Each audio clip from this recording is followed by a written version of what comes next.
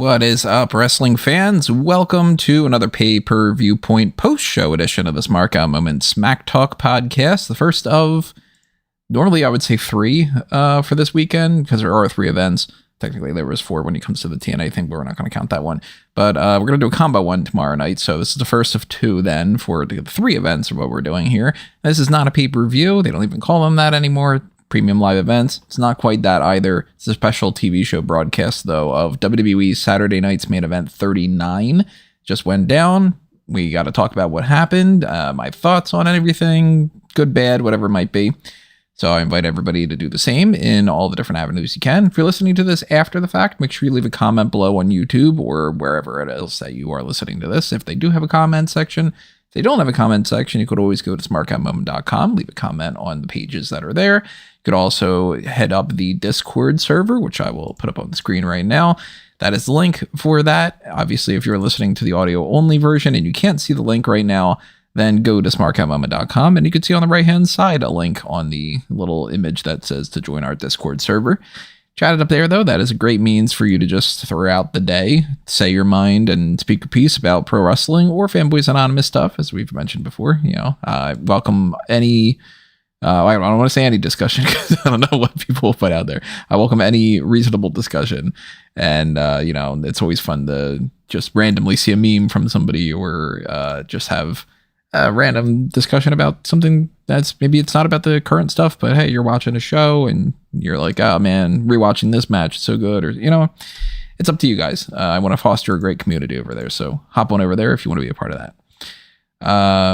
Keep in mind as well, if you want to help support us, that if you are on YouTube and you are listening live for this, or if you're listening after, hit the like button, subscribe, ring that notification bell, get your email alerts set up for when I go live for other things, like the one that I'm going to do tomorrow. And make that sure that you also click on the super chats if you are live. I see Peter is here. What's up, Peter? If you're not listening live, there's the thanks button that's over there. And if you click on join, it will bring you the YouTube channel membership. And those different tiers are the same as you can get on Patreon.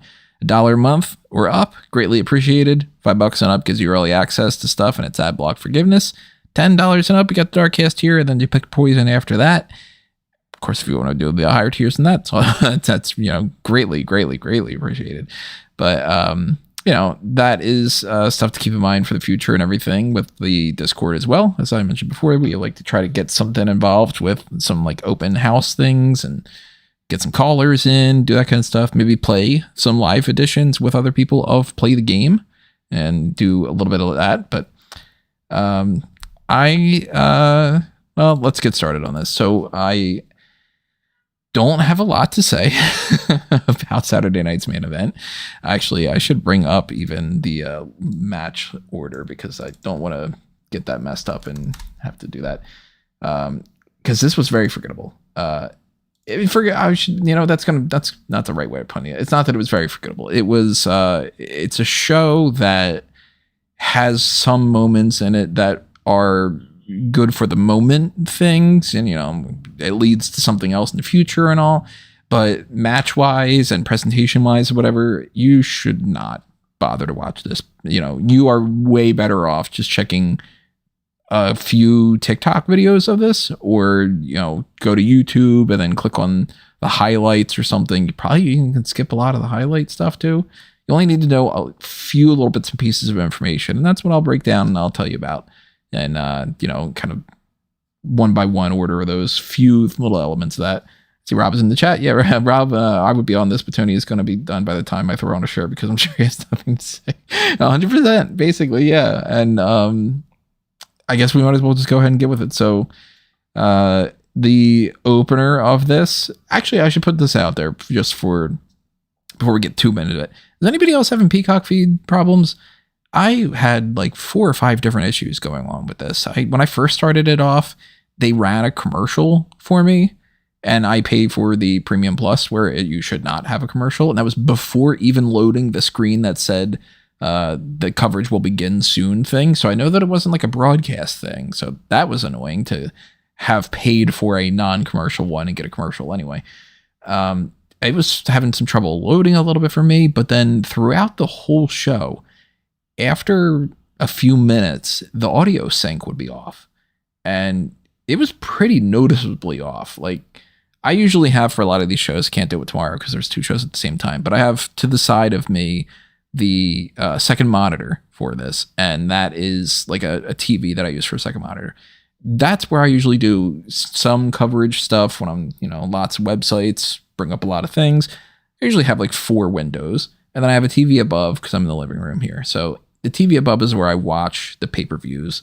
But if I have some screen space on the other thing, I have another feed of that on Peacock on there because it's like the weird delay. I know that other people have delays too. But if you watch like on your computer, it's actually, the broadcast is quicker. It's not as quick as YouTube, which is interesting because when YouTube has the pre-shows, if I have all 3 on, YouTube goes faster and then it's, whatever. But there's usually a good 10-second delay between the TV version and the online version on like Firefox or Chrome or whatever. And I didn't have that even where I needed to notice that, where it wasn't like a delay on that front. It was just like, I would see somebody like hit somebody with, say, a chair, and it would be like smack sound. And I was like, wow, that's really off. It wouldn't have done the sound, you know what I mean? But so that was driving me crazy too. And I even tweeted about it just, out of frustration. Presentation wise though, for this, outside of the Peacock thing, glitch, whatever it might be, I thought it was off as all hell. In particular, the main event. You start the main event at something like 9:46 or whatever for Jey Uso to come out. You go to a commercial break, you come back to Logan Paul, and you basically go to a commercial break again.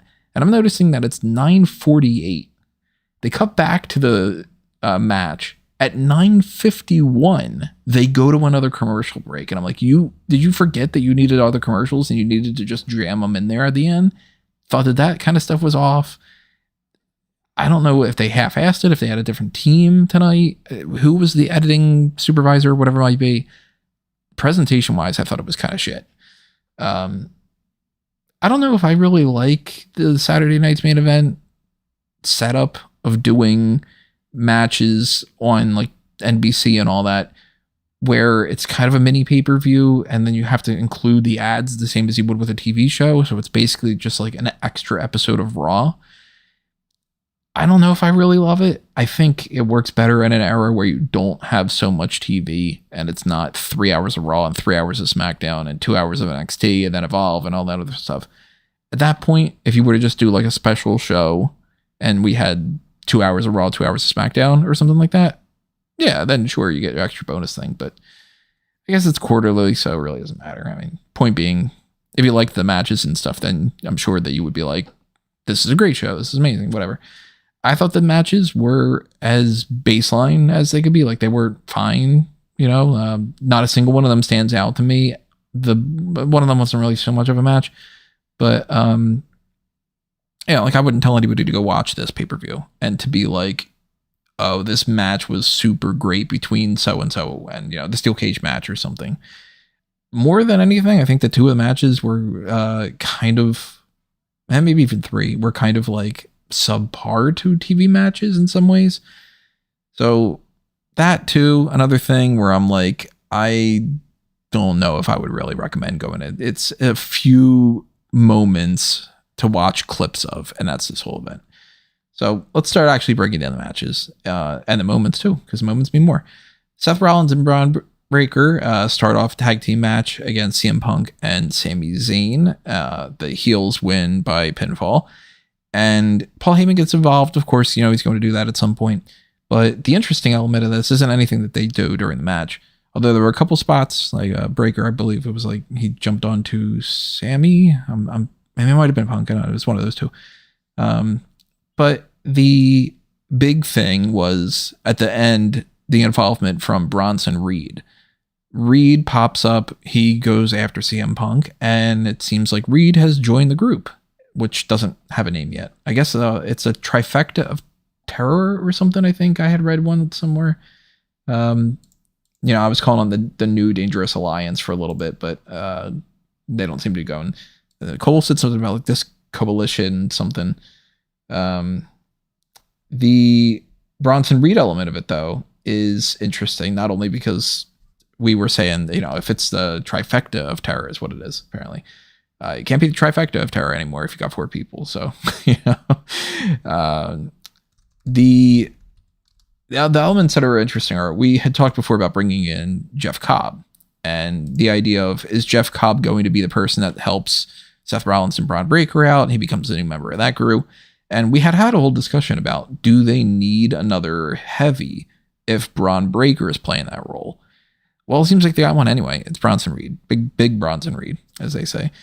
And I like it for a couple different reasons. This is starting to become a little bit more like Evolution.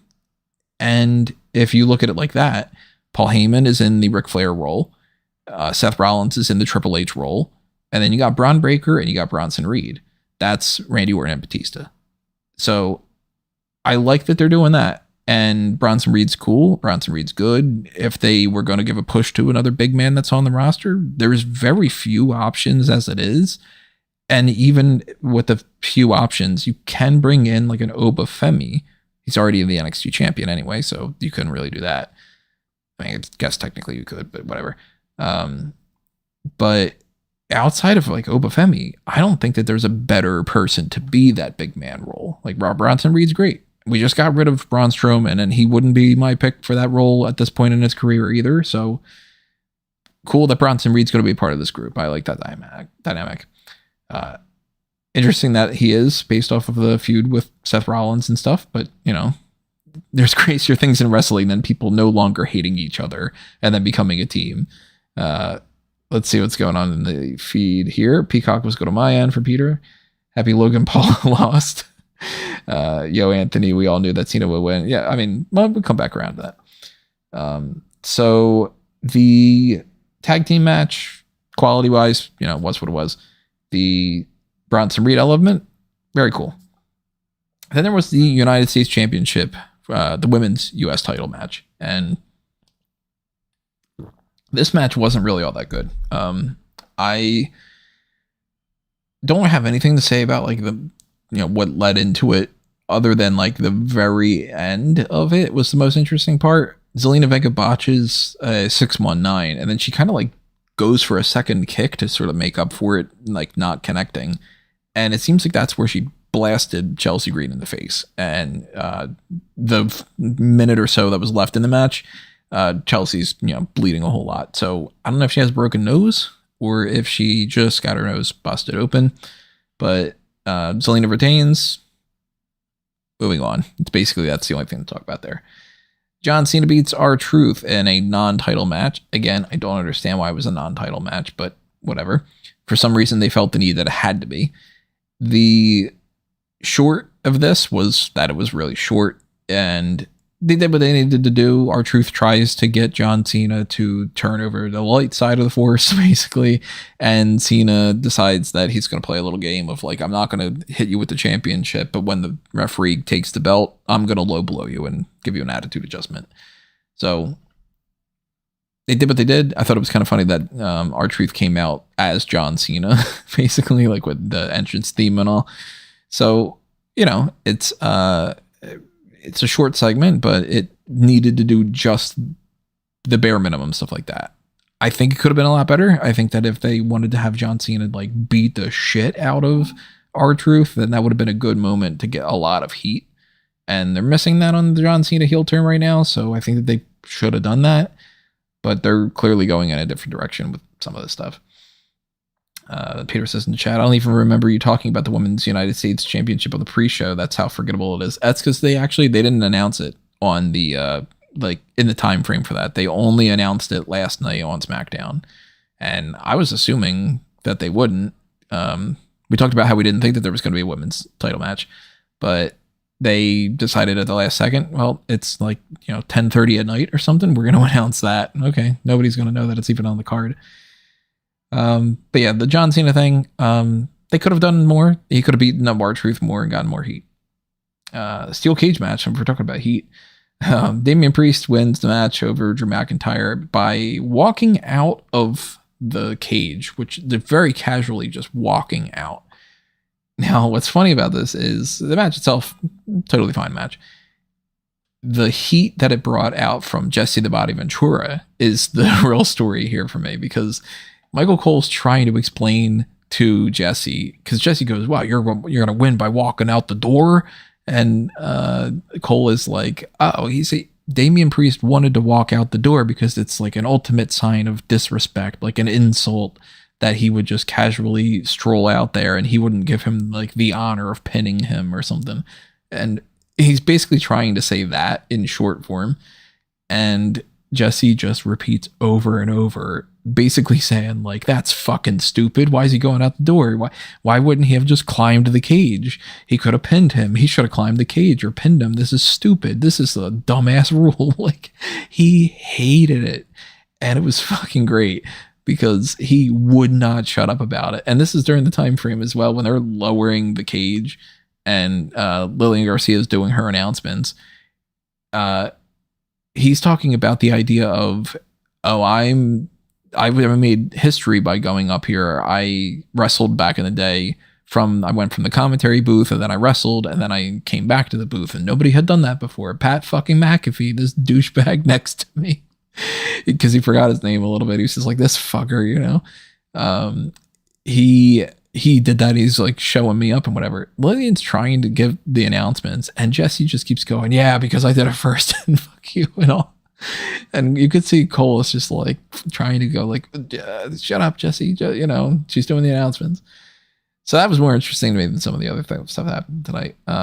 But the Priest element like that, he wins through that, and it's not my favorite way to end a steel cage match, but I'll give them credit. We never see it, so they could have very easily just done a pinfall. They did something a little bit more interesting. I'm okay with it. But then it goes to the main event. I already talked about the whole commercial timing thing. Jey Uso retains the World Heavyweight Championship over Logan Paul, as expected. Match was clunky, though. I didn't really love the match. I thought it could have been a lot better. And the big thing that goes along with this, John Cena comes out, attacks Jey Uso during the match. It was kind of weird that it was during the match. So Cena comes out, attacks Jey Uso after throwing the referee to the outside. Referee's out of it for the next 3 minutes or whatever. And he's attacking Jey Uso. And Cody Rhodes then comes out. Cody fights with Cena. Cody fights with Logan Paul. Jay's able to then, you know, by the time the referee comes to, go ahead and pin Logan Paul. The big takeaway coming out of this is Cody Rhodes is like, okay, now I'm challenging you guys to a tag team match. I got Jey Uso, and it's going to be you and Logan Paul. So that's going to happen at Money in the Bank. That means that both champions are going to be at the show. So if Mr. Money in the Bank wins, he can cash in, and he can do something like that. I don't think that's going to happen, by the way, but that's more interesting than if they weren't on the card. And I don't know why WWE doesn't want them to just defend the titles, but I guess they figured, why have a title match when you don't need one? I don't know. So we'll talk about that a little bit more down the line with Money in the Bank and everything. And at that point, that's Saturday night's main event. So it did its job in pushing stories forward. Matches weren't bad in some ways, they were meh in other ways, and we got some moments out of it. So I don't have much to super say about it, but it's an overall kind of thumbs up in a way that's like, it's a, you shouldn't even need to watch it kind of thumbs up. So I don't know how you rank that, but I don't do rankings anyway. So that's my thoughts about this whole thing. I don't think there's anything else that we need to really break down, but of course, if that ties into something from like Raw or something from, you know, SmackDown, whatever it is heading forward, we'll address that on the hot tags. Drop your comments below. Let me know what you think about this pay-per-view. Let me set up the Linktree thing here for you to follow all the other things that are going on Smark Out Moment, on Fanboys Anonymous, on my own stuff, at mangotree.com, anthonymango.com. Same exact link tree that's up there, so check that out. Join those different tiers on the Patreons and all that stuff I mentioned before at the beginning of this, and make sure that you are following me at Tony Mango across the board for a lot of this stuff. But I'm gonna call that an episode. So thank you for listening, everybody, and make sure that you stay tuned I'll see you then. But for now, this has been another Smark Out moment, and I'm being counted out.